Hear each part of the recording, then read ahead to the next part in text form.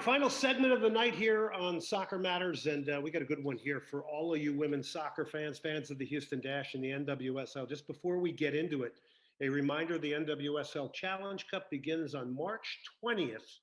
You go to houstondash.com and start getting some tickets for an exciting return of the Dash under the head coach, James Clarkson. Also very exciting, Ted Siegel, the owner of the Houston Dynamo and Dash, appointing and creating a new position, a Houston Dash president. And that young lady, that young woman joins us now, Jessica O'Neill joining us. Jessica, thank you very much for coming on the show. Thanks so much, Glenn. Happy to be here. All right, so now you're in Houston from the beautiful Carolinas. Let's just first get a little thought from you about the city. I know you haven't been here long, but maybe just a general thought. Yes, no, of course. It's been a fun week integrating myself in this community, getting an idea of the city, the lay of the land. And we had a chance to go to the rodeo last night and catch the Dynamo game on Saturday. So we had a busy weekend of sort of Houston adventures, and there's much more to come. So let's start. Jessica's got a big background, was in the NFL with the Carolina Panthers, spent a year dedicated with Charlotte FC, who we also just saw blow out of the water their home opener with about 75,000 fans. So let's just start with, the reason why you wanted to take this job in Houston. Yes, and to give him all the credit in the world that he deserves, Ted Siegel is the reason why I left what is a very good thing and will be a very good thing in Charlotte. And it's because I've heard great things about him and hearing straight from him his vision about what he's looking for this organization to be, but specifically the Houston Dash and the growth of the women's game here locally, using the beautiful downtown stadium that we have and maximizing that ability to draw people in even more so. So it really is a testament to Ted and what he's looking to do as the new majority owner of the team. And the reason why I said, okay, let's head to Houston and build what's already a great foundation, but build even more off of that. Obviously, you like a challenge. So let me just take you back. And of course, my listeners are going to want to know what's your soccer background outside of Charlotte FC? Did you ever play? Were you involved in the game at other levels, even during your time maybe in the NFL? I did. So I played growing up. I switched to volleyball full time when I was in high school. I was a dual sport athlete for a long time, and I got to a point in high school where I was going to play one sport year round. And I was better, truthfully, at volleyball than I was at soccer. So sometimes you have to know your strengths and you have to say, okay, I'm going to pick the path that will probably yield better results. But I followed the game very closely for a long time.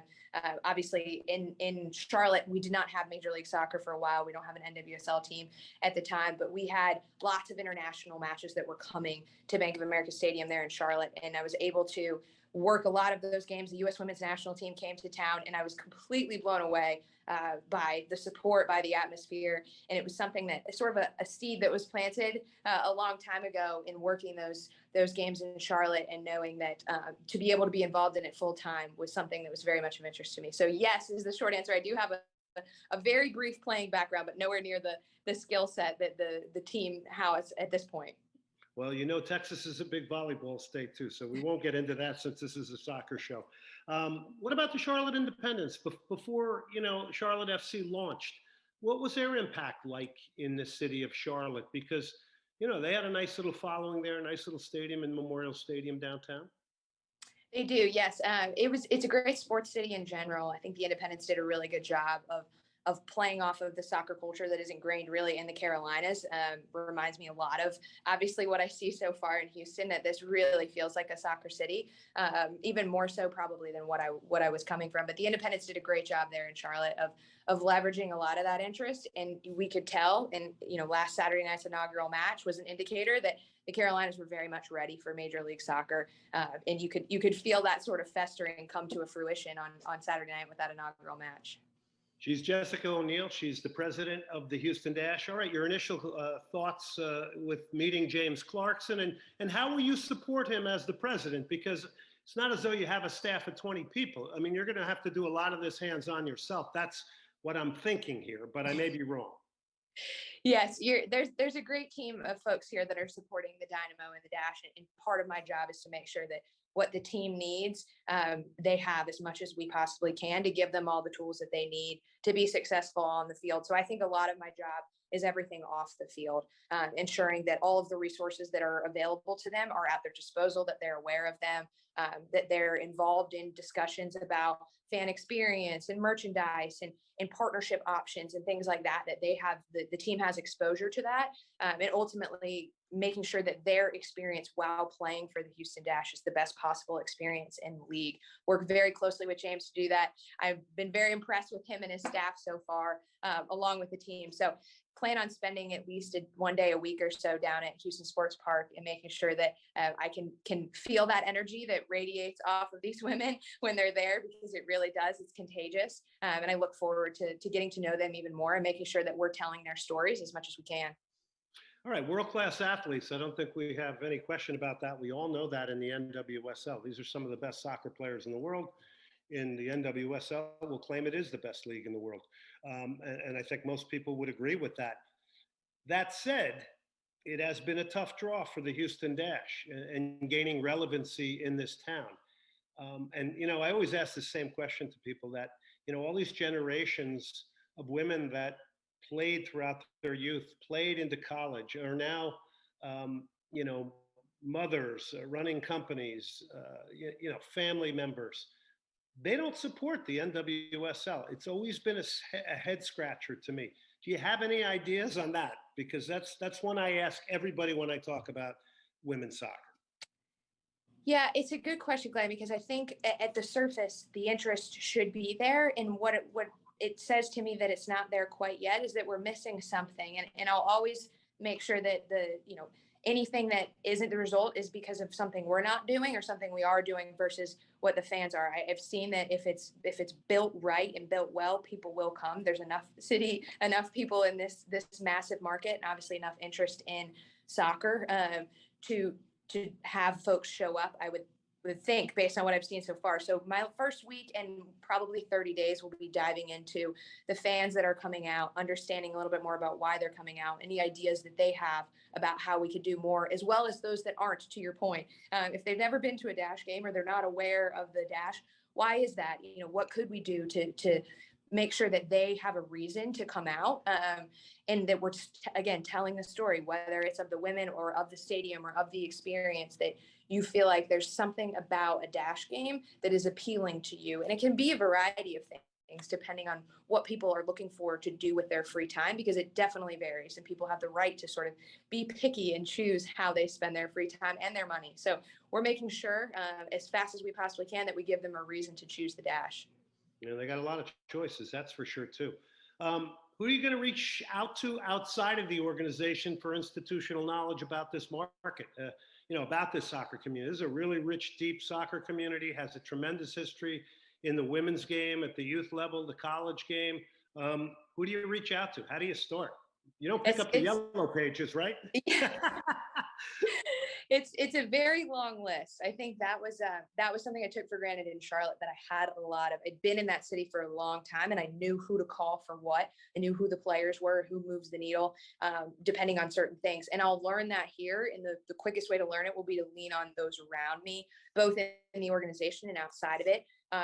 So it's everyone. It's the community leaders, city leaders, the networking groups, fan groups, folks that, like I said, have an interest in a diehard passion for this beautiful game, and those that don't, because it can be both. It can be people that are passionate about soccer and know everything about the history, et cetera, of the women's game, but also making sure that we're appealing and we're attractive to those that aren't super familiar with it, but they're curious or they want to check it out, and that you can be welcoming to those on the spectrum, because it really is. It's very different as far as soccer and how the fandom and what levels of fandom people have, making sure that we appeal to all of those. So to make sure that I represent all of those different groups, I can't do that without talking to people in all of those different groups. So truly, anyone and everyone is of interest to me, to make sure that I understand what they would be looking for in their women's professional team. Is it essential to get out into the community and talk to the heads of youth clubs and talk to the people who are the real movers and shakers in this game passionately, and make sure that you just don't get it from internally, because the team does want to branch this out. This isn't like the NFL where there's a built-in audience. I mean, you got to basically go out and get them and make sure that every day, I think that you're reminding them that you exist and that you want them out there and you want to learn about them, I guess. No, you're absolutely right, Glenn. I think that, and that's the fun part of the challenge, is to ensure that if you're not aware of who the Dash are, that's on me to make sure that we are talking to you in the areas that you are. And I joke that if I'm in my office very often, I'm not doing my job well. So I want to be out and about. I want to be engaging with people as much as I possibly can. We want to be, I know the players want to do it as well, when we get to a point where everybody's comfortable doing that. But in person, at events, stop tournaments, all of the above. So that'll be a massive part of my job. I've already started it a little bit, and I'll hit the ground running here, especially once we get the season started here on Sunday with the Challenge Cup. I'm sure you've met a lot of the players so far. What's the reaction been? I must think they're very excited to have a team president, one that's going to be engaged. And take me a little deeper into their needs. In other words, is that really just listening to them, whether it's about equipment, training facilities, whatever? Tell me a little bit more about how that's going to work between you and them. Yes, I do. You said listening, and I think that's right. I believe advocating for what it is that they're looking for and making sure it's always a push and a pull. So there's ideas potentially or challenges that they might have. And the issue there where I come in is to figure out what it is they're looking for, what it is that the club or the community can do, and how do we find a common ground. And there's right now, the reception's been extremely warm, Glenn. I've been blown away by how excited they are. I keep reminding them that it's reversed. Like, the excitement is for me to be able to work for them and represent them and ensure that PNC Stadium is as packed as it possibly can be for them, because they deserve that. To your point, world-class athletes, they deserve the city to show up, and we have to make sure that the city has a reason to show up. So it kind of goes back and forth with providing both sides, the fans and the players, something that they can be proud of. So it's really making sure that they know that they have an open line of communication. So I'll talk to the team regularly. They all have my cell phone number. You know, I'll be down at training. I'll be visible. I'll start bringing people by training. James Clarkson has been super supportive of that, and I'm excited to do that, just so that people can see and feel that energy that I feel when I go out there as somebody that's not living and breathing out on the field every single day like they are, and make sure that we do that. So it is a lot of just open dialogue and understanding that they have this resource, whether they would like to call me all the time with an idea or just call me if they need me. Either one is fine. So, by the way, we're talking to Jessica O'Neill. I have to remind people, we are listening to Soccer Matters on ESPN 97.5, presented by John Daspit and the Daspit Law Firm. Jessica O'Neill named the president of the Houston Dash. Big piece coming from the owner, Ted Siegel, and it's great to have Jessica in town now heading up the Dash as well.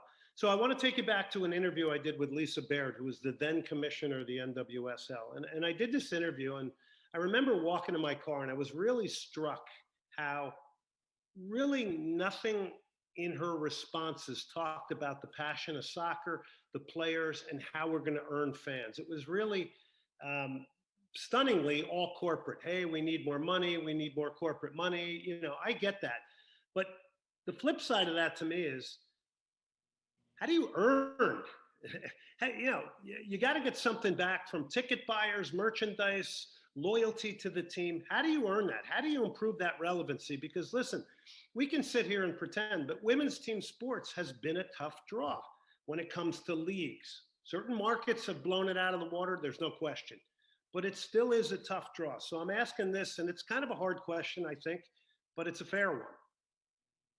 It is a fair one, and I'm glad you asked it, because one of my pillars in general of sort of how I'd like to live my life is through authenticity. I want who you see in this conversation to be the same as if you saw me at the grocery store, to be the same as if it was a Saturday and we're out listening to live music. And one of the things, because people can see right through it if that's not the case, I think as a league and as a club, to be authentic in how we show up. What is our brand? Who are our partners? How are they activating with us? Every single one of these women is a representation of us, even more so than anything that we say and put out as a club. So ensuring that it feels authentic to the players and both authentic to the fans and the partners is a tricky thing. we have to do that consistently. So it's both authenticity and it's consistency, and neither one of those are easy. But it's a true, genuine commitment day in and day out to ensure that we're not saying one thing and doing another, or acting one way but putting marketing out that indicates something different.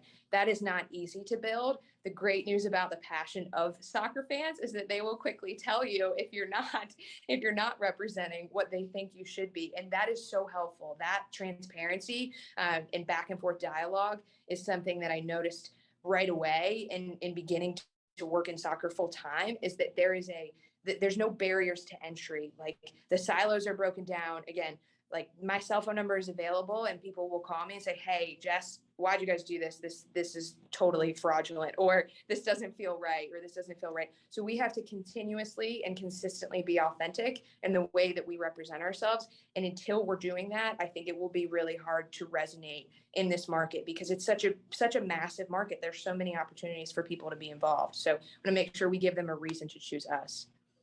Jessica, what about community outreach and your greatest asset, which is your players? Because they're all well educated. They're all very interesting in their own ways. They have different personalities. It's star building. It's all that. But with the current CBA finished, how much activity can you produce out of the squad when it comes to getting out and just, now that the pandemic's over, touching young female and male soccer players? Because to me, that's the greatest selling point you have, is your players.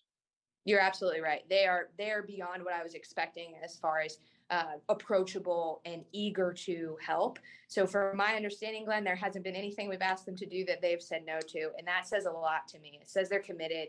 It says they're willing to put in the work and the hours, beyond just training and playing. So there is a long list of ideas that I have, that they have, and we'll get to work on those ideas. We already have a little bit, but you'll start to see that in the community as much as we possibly can, get them out there in various ways, right?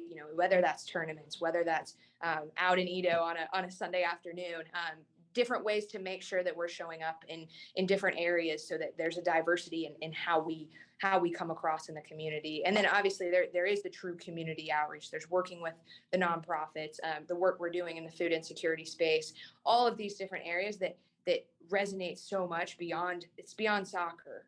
It really is. And there's a lot of good work there being done. We just want to make sure that we tell that story as much as we can and give people a reason to join in as well, so that they can be a part of it. Will you send them out to youth soccer clubs? If I'm the Rise Soccer Club or the Dynamo's Youth Soccer Club or the Challenge Soccer Club, and I say, "Jessica, can one of your players come out to one of our training sessions one night?" Can we make that happen? I think we can try to make anything happen. I don't take no for an answer very easily, Glenn. And I think there's a lot of eager women on our team that will, especially if they understand the reason behind it and the rationale behind why this is something that will help us grow the club. They really do. They want to grow it with us. This is not the club is trying to push ticket sales and partnership sales forward, and we're trying to play the game, and these are two different things. It is the complete opposite. It is all ingrained, and they very much feel like they have the platform to help us push what we're trying to push, and vice versa. So it has been very refreshing in that sense. That's not common, and it's nice to have that and know that there's a true reasoning behind it. Do they still have to be salespeople for the sport and for the Houston Dash? I mean, look, this is the way it was in the 80s when I played professionally. You were part player and you were part salesperson because you're still selling the game. The game needed to grow. Is that something you're going to expect from your players? Because it's tougher now, because there's a lot more money in the game. There's beautiful facilities. You're playing in this incredible stadium. And it may be tougher for the athlete to think like that. But is that something that you want to ingrain in them?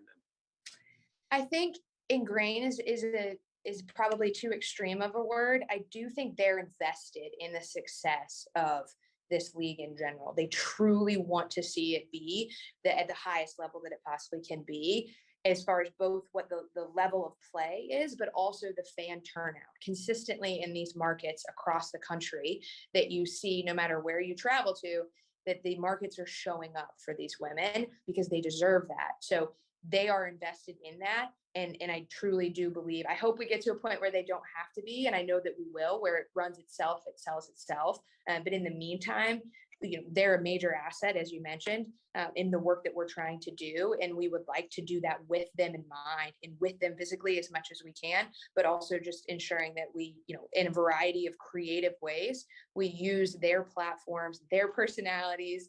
They're way more fun to talk to than I am. So people would rather talk to them at these different areas, and we'll make sure that we do that as much as we possibly can. Jessica, welcome to Houston. Thank you very much for coming on the program. First time, won't be the last time, hopefully. And we wish you the biggest of success here with the NWSL Challenge Cup starting on March 20th. So the Dash and James Clarkson are set to go with Jessica O'Neill as the president of the Dash. Jessica, thanks so much. Pleasure to meet you. Thank you so much, Glenn. We'll talk soon. You got it. That's Jessica O'Neill, the new president of the Houston Dash. We wrap it up tonight here on Soccer Matters, ESPN 97.5. Big thank you to Andrew Carlson, producer.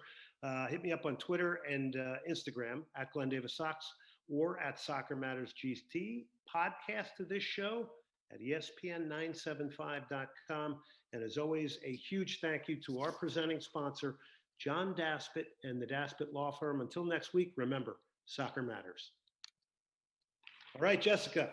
That was awesome. Great stuff.